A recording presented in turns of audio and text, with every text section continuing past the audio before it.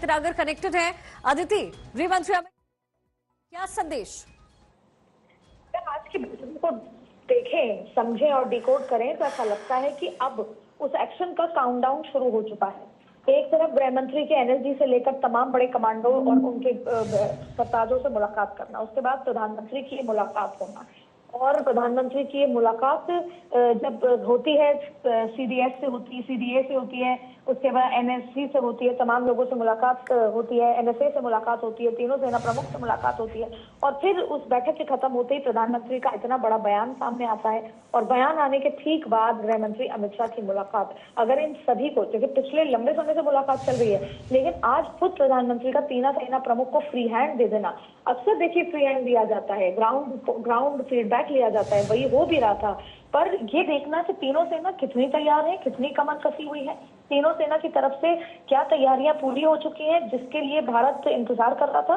तो इस तरह का फीडबैक अब अंदर से सूत्रों से यही खबर आ रही है कि तीनों सेना ने कहा कि जिस तरीके से हम ब्रह्मोस की तैयारी कर रहे थे, नेवी, इसके बाद एयरफोर्स की राफेल के साथ तैयारी कर रहे थे, मिलिट्री के जितने कॉन्वॉय पूरी तरीके से तैयार थे, अब ये नजर आता है कि सेनाओं ने ये ग्रीन सिग्नल दे दिया है कि अब हम पूरी तरीके से तैयार हैं। और यही वजह है कि प्रधानमंत्री की तरफ से इस तरह का बयान आना, और फिर गृह मंत्री अमित शाह जो ग्राउंड जीरो पर होकर आए थे, उनका प्रधानमंत्री से मिलने जाना। अब अगर कड़ियों को जोड़ना ही है तो ये बात साफ नजर कह सकते हैं कि आज की रात भी कयामत की रात हो सकती है। लेकिन जाहिर तौर पर इन गतिविधियों को देखते हुए ये भी समझ आ रहा है कि पाकिस्तान भी अपने जो बेस्ट ऑफिसर्स हुए, अपनी पूरी आर्मी को जमीन पर उतार चुका है। पाकिस्तान भी अपने एयर स्पेस पे गश्त के लिए पूरी तरीके से अलर्ट होगा। लेकिन ऐसी स्थिति में भारत में जो मुलाकातों का दौर है वो भी हाई लेवल। बिल्कुल अदिति, लेकिन जो भारत के पास शक्ति है वो पाकिस्तान के पास नहीं, ट्रियाड की शक्ति है। और जाहिर तौर पर खबरें ये भी मिल रही है कि पाकिस्तानी सेनाओं में जो लोग हैं, जो सेना में भर्ती लोग हैं, उनके इस्तीफे लगातार हो रहे हैं। तो फिर पाकिस्तान और भारत का तो कंपैरिजन ही नहीं है, लेकिन इंतजार उस समय का है जब ये बदलाव पूरा होगा। किस तरीके से इसे स्ट्रैटेजाइज किया जा रहा है अदिति? देखिए, इसको चौतरफे तरीके से स्ट्रैटेजी की जा रही है। एक तरफ आपने देखा कैसे डिप्लोमेटिक स्ट्राइक करी है, दूसरी तरफ आपने देखा कि जैसे वीजा का 48 घंटे का समय दिया, अब जो पाकिस्तान नेशनल्स हैं वो वापस जा रहे हैं, वो भी एक साइकोलॉजिकल स्ट्राइक है। पानी बंद करना सबसे बड़ी एक स्ट्राइक थी। उसके साथ साथ आप देखेंगे कैसे जो दूसरा एक्शन, आप हर राज्यों में बांग्लादेश से आए बांग्लादेशी और जिनके पास कागजात नहीं है लीगल, उनको वापस भेजना, और फिर सबसे बड़ी स्ट्राइक है जिस तरीके से सेना का तैयार होना, और फिर पाकिस्तान में उनकी सेना से इस्तीफे होना। तो ये मेंटल स्ट्राइक तो है ही, साइकोलॉजिकल स्ट्राइक तो है ही, लेकिन इसके अलावा भारत उस तरह का देश है तो वो इंटरनेशनल लेवल पर भी सबसे बात कर रहा है। क्योंकि आप देखिए सऊदी अरब, आप उसको अगर बहुत बेहतर से समझें, सऊदी अरब होते हुए जिस दिन प्रधानमंत्री अटैक हुआ वो सऊदी अरब पे, सऊदी अरब भारत का अच्छा देश है। लेकिन अगर रिलीजियस टूरिज्म के लिहाज से देखें तो वो पाकिस्तान में अगर अटैक होता है तो सीधा सीधा इफेक्ट सऊदी अरब होगा। ईरान भी आप देखें कि गल्फ कंट्रीज किसकी तरफ जाती हैं अगर इस तरह का चीज होती है। दूसरी बड़ी बात है चाइना। चाइना के लिए अगर ट्रेड की बात करें तो पाकिस्तान का जो रूट है वो बहुत महत्वपूर्ण है, क्योंकि सऊदी से और तमाम जगह से जो उनका कॉरिडोर है पाकिस्तान और चाइना का, वो उसके लिए बहुत लाभदायक है। और चाइना तो वैसे भी भारत को कॉर्नर करने के लिए पाकिस्तान में पैसा और हथियार और तमाम तरीके की चीजों की मदद करता है। तो ऐसी तमाम स्थितियों में भारत बाकी तो स्ट्रैटेजी कर ही रहा है, इंटरनेशनल स्तर पर भी उसने पूरी स्ट्रैटेजी, चाहे यूएन के लिहाज से अमेरिका के साथ, रूस से चाइना को बैलेंस करने के लिए अलग अलग तरीके से ये स्ट्रैटेजी चल रही है। इससे चौतरफा प्रधानमंत्री की स्ट्रैटेजी, क्योंकि अब उन्होंने खुलेआम अनाउंस कर दिया। प्रधानमंत्री खुलेआम अनाउंस नहीं करते, अब जब खुलेआम अनाउंस कर दिया तो वो इंटरनेशनल लेवल पे, नेशनल लेवल पे और हर लिहाज से इसको देखकर अब पूरी तैयारी के साथ इस पूरे एक्शन मोड में भारत सरकार आ चुकी है। बिल्कुल अदिति, और यही जो तस्वीरें हैं वो नजर भी आ रही है। और अदिति, सबसे बड़ी बात ये है कि पाकिस्तान जिस तरीके से बर्ताव करता रहा है, हमेशा ये कह देना कि आतंकवाद को हमने नहीं पनपाया, आतंकवाद हमारे यहाँ है नहीं, हमने प्रायोजित नहीं किया है, लेकिन बावजूद इसके जितने सुराग हाथ लगते रहे, जो सबूत मिलते रहे, वो इसी और इशारा करता है कि पाकिस्तान के पास आज के समय में कुछ बचा नहीं है सिवाय आतंकवाद को बढ़ाने के लिए और अपने देश को बचाने के लिए। देखिए, वैसे भी पाकिस्तान को दूसरी जो कंट्रीज यूज करती हैं वो इसीलिए करती हैं प्रॉक्सी की तरह आतंकवाद, और पाकिस्तान भले इससे डिनाई करता रहे, बाकी सारे देश भी ये अग्री कर चुके हैं कि पाकिस्तान एक टेरर स्टेट है। और डिक्लेयर होना बाकी है। वो ग्रे लिस्ट तक आते आते ब्लैक लिस्ट में आते आते चाइना की वजह से रह जाता है। तो इसमें कोई दो राय नहीं कि अमेरिका हो, अमेरिका भले ही न्यूट्रल प्ले करे, पर अमेरिका हो, रूस हो, आप देख लीजिए कि इजराइल हो, ये तमाम कंट्रीज कह चुके हैं कि आतंकवाद के लिए कोई जगह नहीं है। तो बहुत लिहाज से कॉर्नर हो चुका है। आतंकवाद की कमर पाकिस्तान में तोड़ने के लिए एक ही बात है कि उसका फाइनेंशियल एड तोड़ना पड़ेगा, जहां से उसको फाइनेंशियल मदद मिल रही है वो तोड़ना पड़ेगा।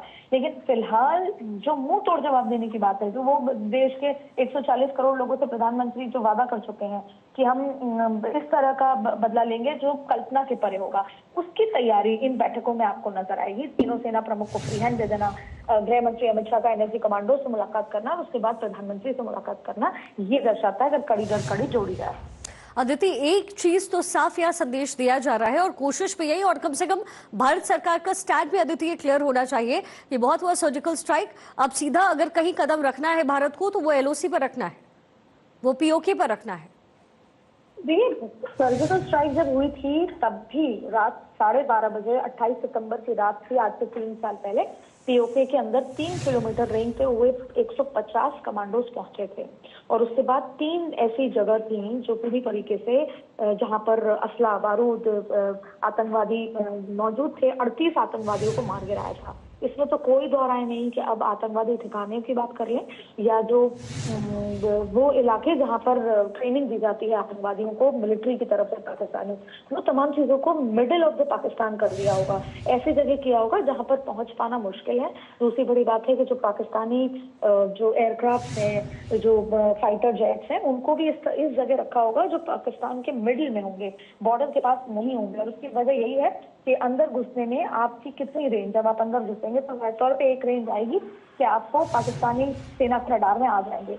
तो पूरी उस तरह की सुरक्षा की भी है, लेकिन यही भारत की खूबी है कि भारत अपने फाइटर जेट राफेल के साथ किस तरीके से अंदर घुसते हैं और घुस के मार गिरा के आते हैं, ये जरूरी है। अगर हम जैसे हमने पहले भी कहा, डिफेंस बजट का भी जिक्र करें, हम अपने हथियारों का, अपने जेट का भी जिक्र करें, तो पाकिस्तान 10% भारत के लिहाज में नहीं है। चाहे फिर बजट का भी जिक्र करें और हमारे पास जो हथियार है, हमारे पास जो जेट है भारत के पास, उसका भी जिक्र करें। लेकिन सवाल ये है कि भारत जो तैयारी कर रहा था वो ये था कि 100% टारगेट को अचीव किया जाए। अक्सर कई बार होता है कि क्योंकि जो इंटेलिजेंस है वो निगरानी रखे हुए है मिलिट्री मूवमेंट पर भी, पाकिस्तान की आतंकवादी जो जगह हैं उन पर भी रखे हैं, जो ठिकाने हैं उनके कैंप्स हैं वहां पर भी नजर रखे हुए हैं। लेकिन 100% टारगेट कैसे अचीव किया जाए उसको लेकर तीनों सेना ने तैयारी और अभ्यास, आक्रमण अभ्यास भी शुरू कर लिया है। पर अब ये देखना होगा कि जब प्रधानमंत्री ने फ्री हैंड दिया है, वो फ्री हैंड ग्रीन सिग्नल कहा जाता है, जब ये गो अहेड प्रधानमंत्री ने दिया है और वो भी सामूहिक तौर पर एक खुले तौर पर दिया है, तो वो अपने आप में बहुत महत्वपूर्ण है। अक्सर ये बातें बंद कमरों में होती हैं, बंद कमरों में रह जाती हैं और आक्रमण होने के बाद, अटैक होने के बाद बाहर निकल कर आती हैं। पर इस बार अटैक होने से पहले प्रधानमंत्री चुनौती दे रहे हैं, 1 नहीं, 2 नहीं, 3 नहीं, 5 बार ये चुनौती दे चुके हैं। कभी भारत बिहार की धरती से देते हैं, तो कभी किसी और लिहाज से देते हैं। और ये जो तीनों सेना प्रमुख से मुलाकात करने के बाद जो फ्री हैंड दिया है और ये मैसेज इंटरनेशनल गया है, ये अमेरिका भी गया है, रूस भी गया है, ये इटली भी गया है, तो ये हर बड़े देश के पास भी गया है, तो पाकिस्तान के पास भी गया है। तो ऐसे में इस बार की रणनीति बहुत अलग है। इस बार की रणनीति साफ बता रही है कि भारत ने कुछ और सोचा हुआ है और बड़ा सोचा हुआ है। बिल्कुल। और अदिति, ये भी समझना होगा कि पाकिस्तान की जो सबसे बड़ी कमजोरी है वो नेवी है। नेवी के क्षेत्र में वो कभी कुछ नहीं कर पाया है। हाँ, एयरफोर्स को लेकर के थोड़ा स्ट्रांग हैंड रहा है पाकिस्तान का, लेकिन फिर भी भारत में जिस तरीके से राफेल का आना हुआ है, राफेल की खरीदारी हुई है, उसके बाद जाहिर है कि पाकिस्तान अगर युद्ध की स्थिति बनती है तो टिकेगा तो नहीं। लेकिन युद्ध की स्थिति में किसी भी स्थिति में नहीं टिकेगा। वो अगर कोशिश करेगा तो केवल और केवल वो कि अंतर्राष्ट्रीय मंच पर अपने बचाव का काम करे। जिस तरीके से पाकिस्तान की जो आर्मी है वो छोड़ कर डिजाइन करके जा रही है, हमने मैं पहले ही कहा कि हमारे फाइटर जेट और उनके फाइटर जेट का भी कंपैरिजन किया जाए तो वो कंपेरेबल नहीं है। तो युद्ध की स्थिति में पाकिस्तान किसी तरीके से नहीं टिकेगा। अगर भारत अभी वोटर इमरजेंसी पाकिस्तान को अनाउंस करनी पड़ी जब हल्का सा 26 तारीख को पानी खोल दिया गया, तो भारत ने अपने पानी का डेटा देना बंद कर दिया है। तो किसी भी स्थिति में पाकिस्तान टिक ही नहीं सकता। जाहिर है। और फिलहाल जी जी अदिति, बहुत शुक्रिया।